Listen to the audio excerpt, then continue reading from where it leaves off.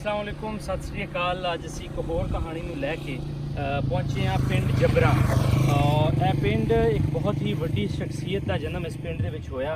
आओ चलते हैं इस पिंड दे विच और नाल दे नाल तुहाडे नाल इस पिंड का इतिहास शेयर करते हैं।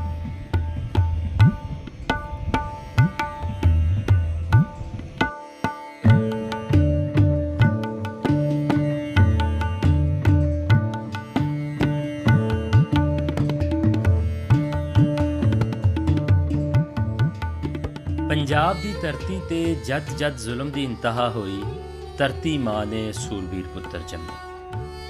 एक अजिहे सूरबीर पुत्र अते सिख कौम का हीरा जिसने अज तो 100 साल पहले ऐसिया संस्थावां की बुनियाद रखी जिस नाल सिख कौम माण दे नाल सिर उच्चा करके जी रही है। सरकारे खालसा तो बाद ज्ञानी सरदार करतार सिंह जब्बर ही ऐसे जरनैल सन जिन्हां ने सिख कौम नूं मुड़ पैरां उपर लियावण दा यतन कीता। आप जी का जन्म 1874 विच तेजा सिंह जी के घर पिंड जबरा जिला शेखोपुरा मौजूदा पाकिस्तान विच होया।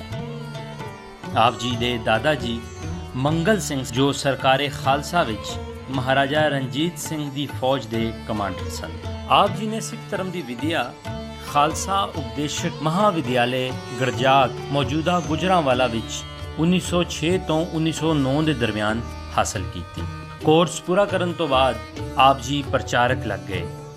1912 विच गुरुद्वारा सच्चा सौदा चुबारिका विखे खालसा दीवान खरा सौदा बार स्थापित किया अते 1917 विच आप जी दे बदौलत एक मिडल स्कूल खोलिया गया। पर आप जी की शख्सियत उस वेले सामने आई जदों अंग्रेज सरकार वालों जलियांवाले बाग विच कतलेआम किया गया। आप जी ने पिशावर तो अमृतसर जाने वाले जीटी रोड नूं मुकम्मल तौर ते बंद कर दिता अते सरकार के खिलाफ बगावत शुरू कर दी। आप जी नूं सरकार विरोध कीतियां गईयां मीटिंगां दे मामले विच गिरफ्तार कर लिता गया अते मुकदमे दौरान 22 मई 1919 नूं मौत की सज़ा सुना दी गई।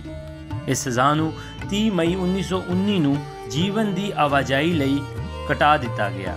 मार्च 1920 विच उस नूं शाही मुआफ़ी दे मद्देनज़र जेल तो रिहा कर दिता गया। रिहाई दे सिर्फ 6 महीने बाद 1 अक्तूबर 1919 विच आप जी ने गुरुद्वारा बाबे दी बेर आजाद करवाउण लई सियालकोट दी सिख संगतां दी अगवाई की।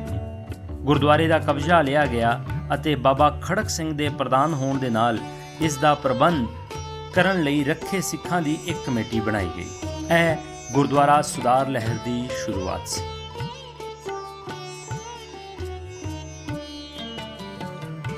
करतार सिंह जब्बर ते तेजा सिंह पुच्चर दे नाल 12 अक्तूबर 1920 नूं अकाल तख्त की रिहाई प्राप्त हुई।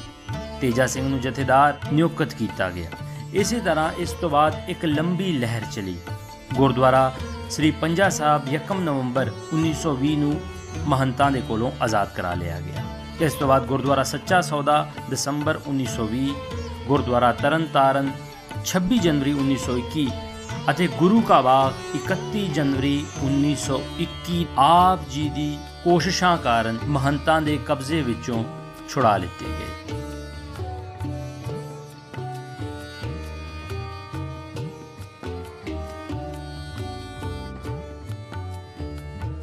आप जी की चलाई गई गुरुद्वारा सुधार लहर दे बदौलत ही गुरु नानक देव जी के जन्म स्थान साहिब श्री ननकाना साहब नूं भी महंतां दे कब्जे तो छुड़ा लिता गया अते पहली बार अंग्रेज सरकार आप जी के सामने कंबदी हुई नजर आई। आप जी के बदौलत ही हजारां सिख श्रद्धालु गुरुद्वारा साहब दे बाहर जमा कर लेते गए। आप जी नूं 11 मार्च 1921 नूं गिरफ्तार कर लिया गया। सितंबर 1925 विच आप जी नूं मुल्तान जेल, अप्रैल 1926 विच रावलपिंडी भेजिया गया। आप जी 4 साल तो भी वध समय लई हिरासत विच रहे अते दसंबर 1928 विच आप जी नूं छड्ड दिता गया।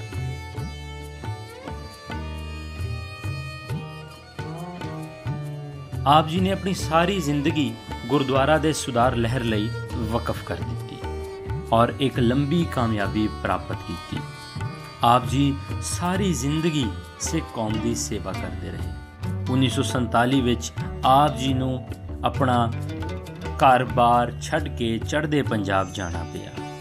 ਆਪ ਜੀ ਨੂੰ ਚੜ੍ਹਦੇ ਪੰਜਾਬ ਵਿੱਚ ਵੀ ਕਰਤਾਰ ਸਿੰਘ ਪੂਰਬੀ ਪੰਜਾਬ ਦੇ ਨਾਮ ਨਾਲ ਜਾਣਿਆ ਗਿਆ। ਆਪ 1947 ਤੋਂ ਬਾਅਦ ਕਰਨਾਲ ਜ਼ਿਲ੍ਹੇ ਦੇ ਹਬਨ ਪਿੰਡ ਵਿੱਚ ਰਹਿਣ ਲੱਗ ਪਏ। 20 ਨਵੰਬਰ 1962 ਨੂੰ ਆਪ ਜੀ ਦਾ ਦੇਹਾਂਤ ਹੋ ਗਿਆ। ਆਪ ਜੀ ਦੀ ਸ਼ਖਸੀਅਤ ਹਮੇਸ਼ਾ ਹੀ ਸਿੱਖ ਕੌਮ ਯਾਦ ਰੱਖੇਗੀ।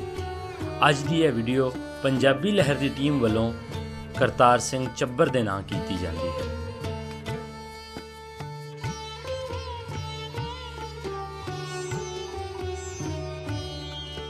ਜੀ ਕੀ ਨਾਂ ਜੀ ਆਪਣਾ? ਮੇਰਾ ਨਾਮ ਮਨਜ਼ੂਰ ਅਹਿਮਦ ਤੇ ਵਲਦ ਅਬਦੁੱਲਾ। ਬਰਾਦਰੀ ਕਿਹੜੀ ਆਪਣੀ? ਅੰਸਾਰੀ। ਤੇ ਹੁਣ ਆਪਣੀ ਉਮਰ ਕਿੰਨੀ ਕੁ ਹੋ ਗਈ ਹੈ ਜੀ? 47 ਜਦੋਂ ਵੰਡ ਹੋਈ ਜਦੋਂ ਜਾੜੇ ਹੋਏ ਆ ਜੋ ਪਾਕਿਸਤਾਨ ਬਣਿਆ ਜੀ, ਤੁਹਾਨੂੰ ਦੱਸਿਆ ਵੀ 8-9 ਸਾਲ ਦਾ ਹੋਵਾਂਗਾ। ਅੱਛਾ, ਤੇ ਹੁਣ 80 ਸਾਲ ਦੀ ਉਮਰ ਲਗਭਗ। ਅੱਛਾ, ਤੇ ਉਧਰੋਂ ਆਇਓ ਕਿ ਇੱਥੇ ਦੇ ਵਸੇਲੇ? ਇੱਥੇ ਦੇ ਰਹਿਣ ਵਾਲੇ ਹੀ ਆ। ਇਸ ਪਿੰਡ ਦਾ ਕੀ ਨਾਂ ਜਿੱਥੇ ਆਪਾਂ ਬੈਠੇ? ਚੱਬਰ। ਠੀਕ ਹੋ ਗਿਆ। ਤੇ 47 ਤੋਂ ਪਹਿਲੇ ਇੱਥੇ ਜ਼ਾਹਰ ਆ ਤੁਹਾਡੇ ਮਹੱਲਿਆਂ ਦੇ ਵਿੱਚ ਇੱਧਰ ਉੱਧਰ ਸਾਰੇ ਸਰਦਾਰ ਹੀ ਰਹਿੰਦੇ ਸੀ? ਸਾਰੇ ਸਰਦਾਰਾਂ ਦਾ ਪਿੰਡ ਸੀ ਇਹ। ਅੱਛਾ, ਬਾਬਾ ਮੰਗਲ ਸਿੰਘ ਤੇ ਸੁਲੱਖਣ ਸਿੰਘ ਆ ਦੋਵੇਂ ਆ ਜੋੜੀ ਦੇ ਅੱਗੇ ਬੈਠੇ ਹੁੰਦੇ ਸਨ। ਮੰਗਲ ਸਿੰਘ ਤੇ ਸੁਲੱਖਣ ਸਿੰਘ। ਅੱਛਾ, ਬੁੱਢੇ ਸਨ। ਅੱਛਾ। ਤੇ ਪਿੰਡ ਦਾ ਨੰਬਰਦਾਰ ਕੌਣ ਹੁੰਦਾ ਸੀ? ਨੇਪਾਲ ਸਿੰਘ ਨੇ ਤੁਹਾਨੂੰ ਨੇਪਾਲ ਸਿੰਘ। ਹੋਰ ਕਿਹਨੂੰ ਕਿਹਨੂੰ ਜਾਣਦੇ ਹੋ? ਉਹ ਨਹੀਂ ਇੰਨਾ ਲੰਮਾ ਚੌੜਾ ਜਾਣਦੇ ਨੇਪਾਲ ਬੰਦੇ ਆ।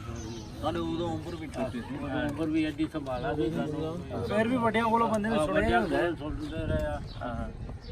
ਤੇ ਆਪਣਾ ਇੱਥੇ ਲੋਕਾਂ ਦਾ ਆਪਸ ਦੇ ਵਿੱਚ ਰਹਿਣ ਸਹਿਣ ਕਿਦਾਂ ਦਾ ਸੀਗਾ? ਬੜਾ ਸੋਹਣਾ ਸੀ ਰਹਿਣ। ਸ਼ਾਦੀਆਂ ਦੇ ਬਸ ਸਭ ਕੁਝ ਇਕੱਠਾ ਹੀ ਹੁੰਦਾ ਸੀ। ਅੱਛਾ ਅੱਛਾ। ਇਕੱਠਾ ਹੀ ਖਾਂਦੇ ਪੀਂਦੇ ਸਾਰੇ। ਵੰਡਾ ਬਾਅਦ ਚ ਪੈ ਗਿਆ। ਵੰਡਾ ਬਾਅਦ ਜੀ ਪਈਆਂ ਨੇ। ਅੱਛਾ, ਤੇ ਫਿਰ 47 ਦੇ ਵਿੱਚ ਕੀ ਹੋਇਆ? ਕੋਈ ਕਤਲੋ ਗਾਰਤ ਤੇ ਨਹੀਂ ਹੋਈ ਇਸ ਪਾਸੇ ਕਿ ਹੋਈ ਹੈ? ਜਦੋਂ ਦੂਜਾ ਉੱਠੀ ਹੈ ਨਾ ਸਾਰੀ ਦੁਨੀਆ, ਹਾਂਜੀ। ਉਦੋਂ ਤੇ ਫਿਰ ਬੜੇ ਕਤਲ ਹੋਏ ਨੇ, ਬਾਅਦ ਵਿੱਚ ਹੋਏ ਨੇ। ਉਦੋਂ ਆਣ ਕੇ ਜਥੇ ਆਣ ਕੇ ਤੇ ਫਿਰ ਇੱਧਰ ਆਣ ਕੇ ਜਿੰਨਾ ਨਾਲ ਦੁੱਖ ਹੁੰਦਾ ਸੀ ਉਹਨਾਂ ਨੂੰ ਮਾਰ ਲਿਆ। ਅੱਛਾ ਅੱਛਾ। ਤੇ ਆਪਣੇ ਪਿੰਡ ਦੇ ਕੋਈ ਜੀਅ ਨਹੀਂ ਮਰੇ? ਨਹੀਂ ਇੱਥੋਂ ਕੋਈ ਨਹੀਂ ਸੀ ਮਰਿਆ। ਇਹ ਤੇ ਇੱਥੋਂ ਆਈ ਸੀ ਗੱਡੀ ਗੁਜਰਾਂ ਵਾਲੇ ਵੱਲੋਂ ਰਾਤ ਨੂੰ 9-10 ਵਜੇ ਨਾਲ। ਅੱਛਾ। ਉਹ ਸਾੜ ਕੇ ਇਹਨੂੰ ਸਰਦਾਰ ਨੂੰ ਫੋਨ ਕੀਤਾ, ਉਹ ਲਾ ਕੇ ਵੀ ਸੱਦਿਆ ਉੱਥੇ ਹੀ। ਅੱਛਾ। ਉਹਨਾਂ ਕੋਲ ਦਿਨ ਚੜ੍ਹਦੇ ਨੂੰ ਜਿਹਦੇ ਪਰ ਵਿਹਲਾ ਕਰਦੇ ਤੇ ਵਾਹ ਪੜਾ, ਨਹੀਂ ਤੇ ਫਿਰ ਇੱਥੇ ਗੋਲੀ ਚੱਲ ਜਾਏਗੀ। ਅੱਛਾ। ਰਾਤੋਂ ਰਾਤ ਸ਼ੇਰੇ ਕੋਟੀਆ ਆਇਆ ਸੀ ਪਿਛਾ, ਉਹਦੇ ਕੋਲ ਗਨ ਮਸ਼ੀਨ ਆਪਣੀ ਸੀ ਉਹਦੀ। ਅੱਛਾ। ਉਹ ਦੂਜਾ ਉੱਤੇ ਬੀੜੀ ਸੀ ਗੱਡੀ ਦੇ ਉੱਤੇ, ਉਹ ਨਾ ਪਿਛਾ ਮਾਰਦਾ ਆਵੇ। ਸੈਯਦ ਸੀ ਥਾਣੇਦਾਰ ਇੱਥੋਂ ਦਾ ਨਿਸ਼ੌਰੇ ਦਾ, ਨਸ਼ਹਿਰੇ ਵਿਰਕਾ ਦਾ। ਅੱਛਾ। ਜਦੋਂ ਉਹ ਮਾਰੀ ਆਉਂਦਾ ਸੀ ਮਗਰੋਂ, ਤਾਂ ਫਿਰ ਉਹ ਥਾਣੇਦਾਰ ਜਿਹੜਾ ਇੱਕ ਬੋਰਡ ਸੀ, ਬੋਰਡ ਦੇ ਤੜਿਆਂ ਦੇ ਵਿੱਚ ਬਹਿ ਕੇ ਉਹ ਨਿਸ਼ਾਨਾ ਮਾਰ ਕੇ ਨਾ ਉਹਦੀ ਗੱਡੀ ਪੈਂਚਰ ਕੀਤੀ ਸੀ। ਅੱਛਾ। ਜੇ ਪੈਂਚਰ ਕੀਤੀ ਉਹ ਫਿਰ ਦੂਜੀ ਭੱਜ ਭੁੱਜ ਗਏ। ਉਹ ਜਿਹੜੇ ਸਨ ਨਾ ਦੂਜੇ ਦੋਵੇਂ ਪਿਓ ਪੁੱਤਰ, ਉਹ ਘੋੜੀ ਤੇ ਚੜ ਕੇ ਤੇ ਨਿਕਲੇ ਸਨ। ਅੱਛਾ। ਉਹ ਫਿਰ ਜਿਹੜਾ ਸੈਯਦ ਥਾਣੇਦਾਰ ਉਹ ਗਨ ਦੇ ਉੱਤੇ ਆ ਬੈਠਾ ਸੀ, ਉਹ ਫਿਰ ਗੇੜਾ ਦਿੱਤਾ ਉਹਨਾਂ ਦੀ ਫੌਜ ਆਂਦੀ। ਉਹ ਇੱਥੇ ਆ ਗਏ ਤੇ ਇਹਨੂੰ ਸਰਦਾਰ ਨੂੰ ਆਂਦੇ ਨੇ ਐ ਨੁਮਾਇਰੀ ਤੇ ਕਿ ਇੰਨੀ ਫੌਜ ਮਰ ਗਈ ਤੇ ਤੂੰ ਅਗੇ ਮਸਲਿਆਂ ਨੂੰ ਵਿੱਚ ਲਈ ਫਿਰਨਾ। ਅੱਛਾ।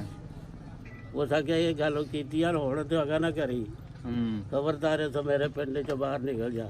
ਅੱਛਾ। ਉਹਨੇ ਸੀ ਰਹਿਣ ਦਿੱਤਾ ਇੱਥੇ। ਸਹੀ। ਹਾਂ। ਤੇ ਹੁਣ ਪੂਰੀ ਪ੍ਰੀਤ ਸੀ ਮੁਸਲਮਾਨ ਆਪਸ ਦੇ ਵਿੱਚ? ਮੁਸਲਮਾਨ ਤੇ ਹੈ ਸਾਡੀ ਥੋੜੇ ਸਾਰੇ ਸਰਦਾਰਾਂ ਦੇ ਪਿੰਡ ਦਾ। ਕਿੰਨੇ ਘਰ ਹੋਣੇ ਆ ਤੁਹਾਡੇ? ਸਾਡੇ ਤਾਂ ਮੈਂ ਥੋੜੇ ਹੀ ਘਰ ਸਨ ਤੇ ਕੋਈ ਮੋਚੀ ਸਨ, ਕੋਈ ਜਲਾਸ ਸਨ, ਕੋਈ ਮਰਾਸੀ ਸਨ, ਕਸਬੇਦਾਰ ਹੀ ਸਨ ਸਾਰੇ? ਹਾਂ ਕਸਬੇਦਾਰੀ ਸਨ ਸਾਰੇ। ਹੋਰ ਕੋਈ ਨਹੀਂ ਸੀ ਐਡਾ ਇੱਥੇ। ਜੱਟ ਜ਼ਿਮੀਦਾਰ ਬੰਦਾ ਕੋਈ ਨਹੀਂ ਸੀ ਇੱਥੇ। ਚੰਗਾ ਜੀ, ਟੱਬਰਾਂ ਦੇ ਵਿੱਚ। Thank you. ਚੰਗਾ ਬਜ਼ੁਰਗੋ, ਤੁਹਾਡਾ ਧੰਨਵਾਦ ਬਹੁਤ ਬਹੁਤ।